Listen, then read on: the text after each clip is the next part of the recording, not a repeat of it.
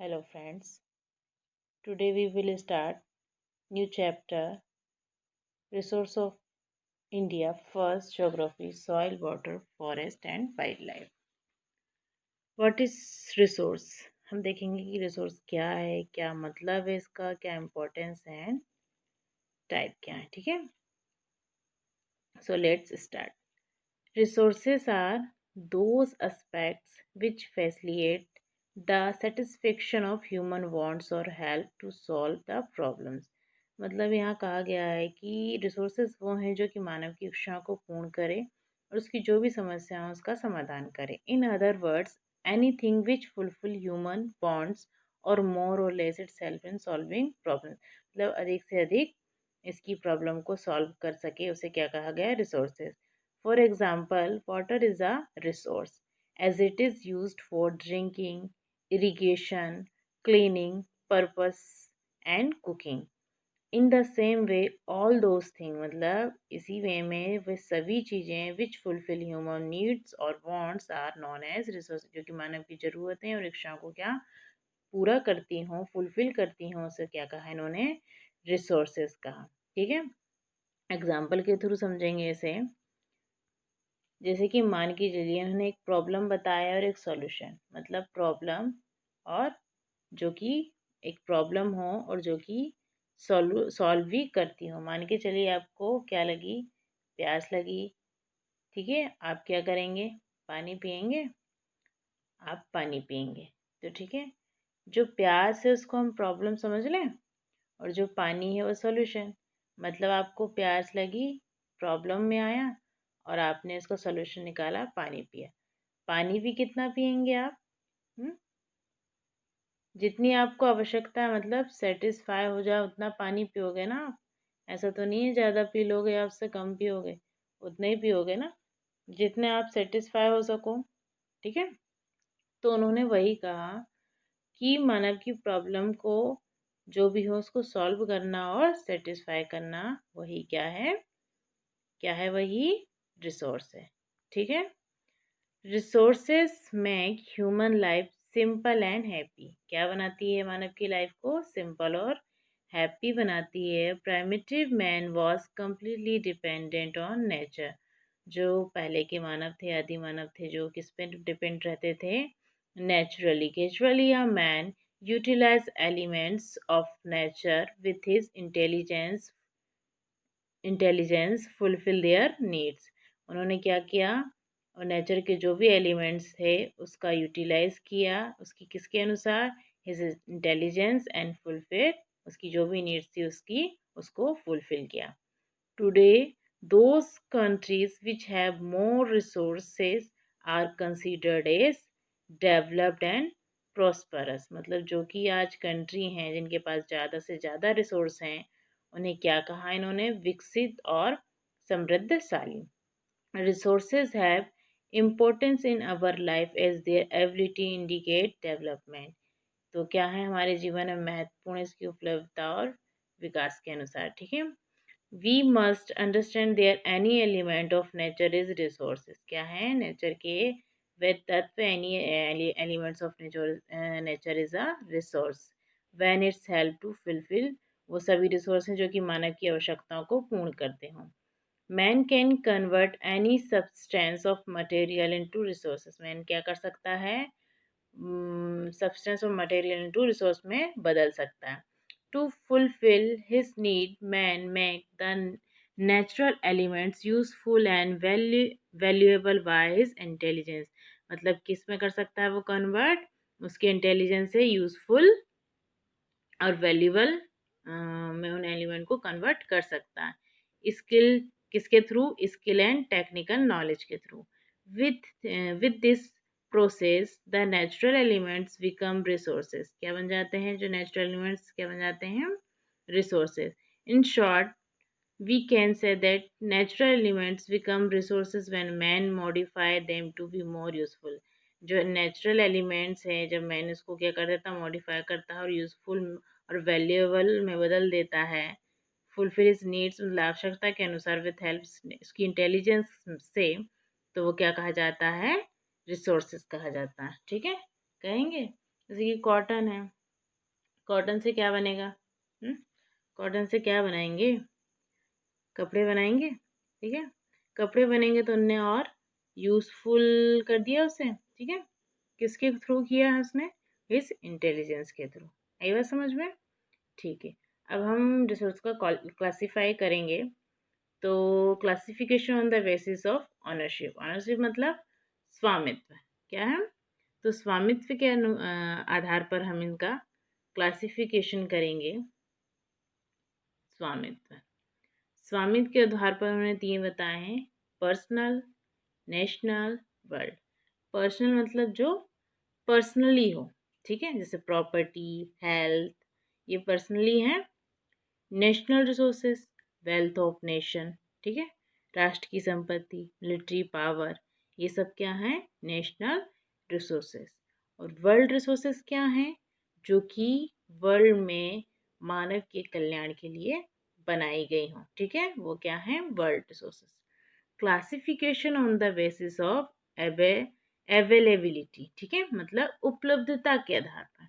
किसके आधार पर? उपलब्धता के आधार पर।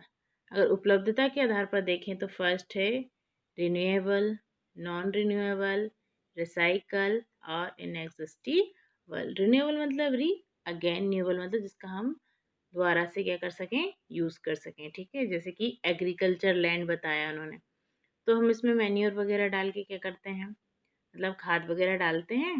अगर हमें लगता है कि भूमि किसी प्रकार से बंजर हो गई है, ठीक है, यूज़ की नहीं है, तो हम उसको यूज़ के लिए बना लेते हैं। तो रिन्यूएबल रिसोर्सेज है। नॉन रिन्यूएबल रिसोर्सेज मतलब जो कि those resources when once used they are finished, मतलब जो कि एक बार यूज़ किया जा सकता है उसके बाद फिनिश हो जाता है, मतलब लिमिटेड मात्रा में है। पेट्रोल, कोल, ये सब क्या है? नॉन रिन्यूएबल रिसोर्सेज हैं। रिसाइक्लेबल रिसोर्सेज मतलब जिनको रिसाइकिल मतलब अगेन साइकिल किया जा सके, मतलब आयरन। इन एग्जिस्टिबल रिसोर्सेज मतलब जो अक्षय हैं, जिनका मतलब अपन यूज़ कर सकते हैं, जैसे वाटर, सोलर एनर्जी, ठीक है। तो हमने क्या देख लिए? ऑनरशिप के आधार पर पर्सनल, नेशनल और वर्ल्ड। फिर हमने देखे अवेबिलिटी के आधार पर रिन्यूएबल, नॉन रिन्यूएबल, रिसाइकल, ठीक है, और इनएग्जिस्टिबल रिसोर्सेज देखे, ठीक है। उसके बाद हम देखेंगे classification on the basis of distribution. मतलब डिस्ट्रीब्यूशन मतलब वितरण के आधार पर। किसके आधार पर देखेंगे? वितरण के आधार पर, ठीक है। वितरण के आधार पर अगर हम देखेंगे तो ईजली अवेलेबल हो, कॉमन हो, रेयरली हो, सिंगल हो। ईजली मतलब जो कि resources which are available everywhere, जो हर जगह मिल जाए, ठीक है। जैसे ऑक्सीजन इन द एयर मिल जाती है हमें। कॉमनली जो कि हमें मेनी प्लेसेस में मिल जाए, जैसे सॉइल, ठीक है। रेयरली जैसे कि रेयरली मतलब नाम से ही स्पष्ट है कि दुर्लभ है, ये बहुत कम देखने को मिलती है, जैसे कोल, गोल्ड, यूरेनियम, मतलब कुछ प्लेस में ही ये देखने को मिलती हैं। सिंगल रिसोर्सेज मतलब जो कि एक या दो प्लेस में मिलती हैं, जैसे कि क्रोलाइट मेटल देखें तो केवल ग्रीनलैंड में पाया जाता है, ठीक है। Classification the basis of use. Use के अगर अनुसार देखें तो अनयूज्ड, अनयूजेबल, पोटेंशियल और एक और है लेटेंट, ठीक है। तो अनयूज्ड मतलब दे आर कॉल्ड अनयूज, मतलब when resource are not in use, जो कि यूज में ना होने क्या कहा उन्होंने? अनयूज्ड। और अनयूजेबल मतलब जो कि which can not be use further, जो कि आगे यूज नहीं कर सकते, even with the present day technique are unable, क्या है? रिसोर्सेज, ठीक है। पोटेंशियल रिसोर्सेज क्या है? जो कि जिनका यूज हम संभाव्यता कर आगे कर सकते हैं, उसे क्या कहा इन्होंने? Potential resource. तो हमने देखे ऑनरशिप के अनुसार देखे। सेकंड हमने देखे जो ऑनरशिप के अनुसार देखे, फिर हमने देख लिए डिस्ट्रीब्यूशन के आधार, बेसिस ऑफ यूज के आधार देख लिए हमने, ठीक है। अब हम देखेंगे लेटेंट रिसोर्स। लेटेंट रिसोर्स क्या है? जो लेटेंट रिसोर्स है मतलब जो अननोन है, जिनका यूज मानव ने अभी तक नहीं किया, उनको क्या कहा उन्होंने? Latent resource. Soil formation, type, distribution and conservation.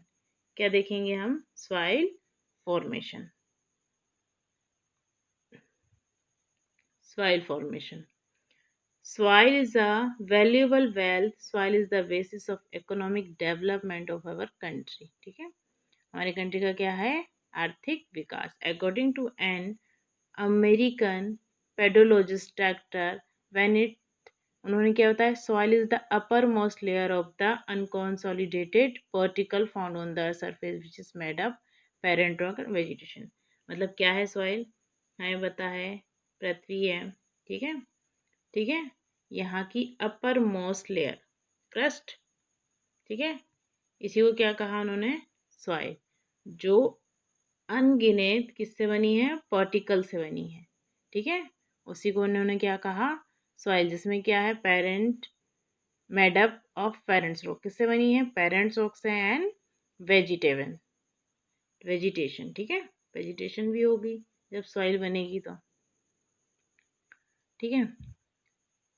Large area of earth surface is covered by soil, मतलब सॉइल से बहुत बड़ा एरिया क्या है? कवर्ड है। It is combination of parent rocks and organic matter when in suitable climatic. ये हम क्या में देखेंगे? सॉइल फॉर्मेशन, सॉइल प्रोफाइल में। Soil is very important for human life, बहुत इंपॉर्टेंट है स्पेशली फार्मर्स के लिए। Human life depends on soil, मानव की जो लाइफ है वो सॉइल पर निर्भर है। ऑल लिविंग ऑर्गेनिज्म गेट, उनके जितने भी हैं कहाँ से? डायरेक्टली इनडायरेक्टली फूड यहाँ से प्राप्त करते हैं, सॉइल से।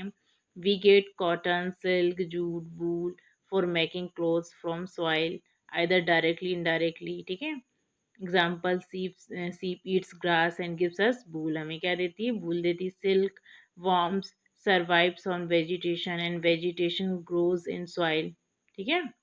our industries like animal rearing, पशुपालन, एग्रीकल्चर एंड फॉरेस्ट इंडस्ट्री है, ठीक है।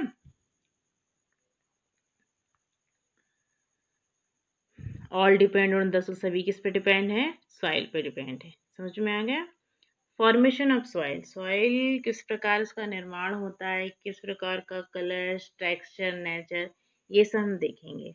Soil is a renewable resources, जैसे कि हमने देखा कि सॉइल क्या है? रिन्यूएबल रिसोर्स है, but the process of its formation is very slow.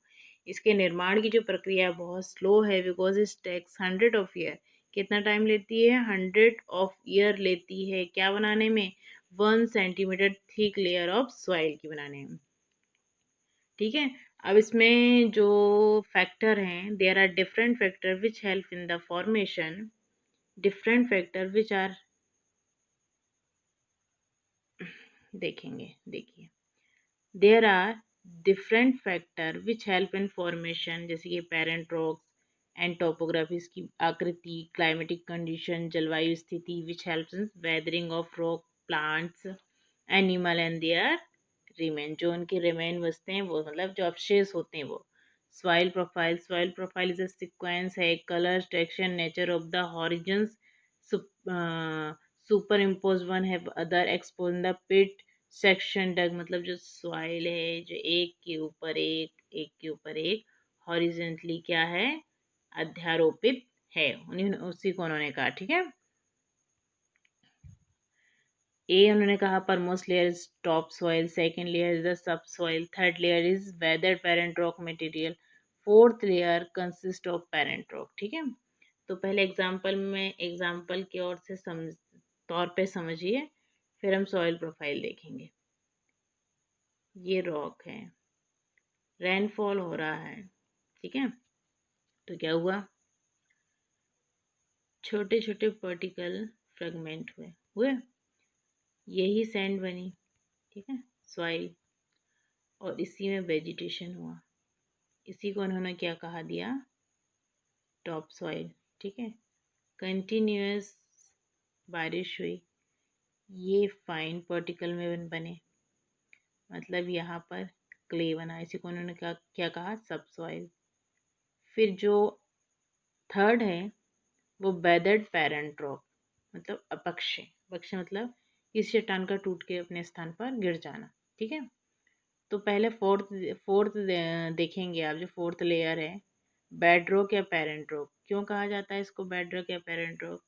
इसलिए कहा जाता है क्योंकि बेड के आकार में होती है, ठीक है, और इसमें किसी भी प्रकार का रप्चर क्रैक्स नहीं होते हैं, ठीक है।